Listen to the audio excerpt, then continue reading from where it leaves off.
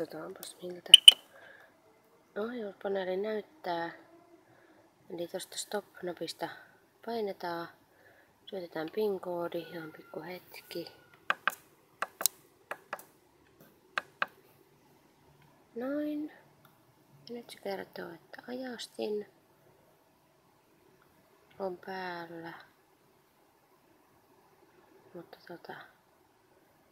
ei me haluta nyt jatkaa. Katsotaan ton menusta. Eli sieltä löytyy kelloa, turvallisuutta, viestejä, sääajastinta, asennusta, asetuksia, tarvikkeita.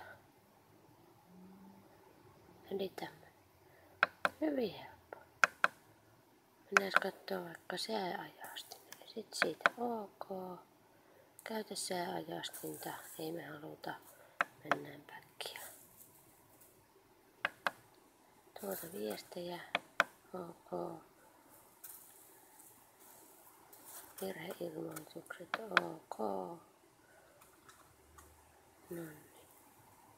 Täältä näkyy, että minkälaisia virheilmoituksia on ollut.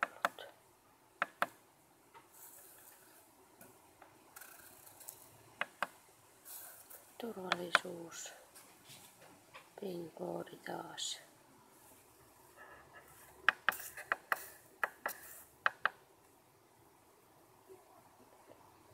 Noniin. Turvallisuustaso on laaja meillä.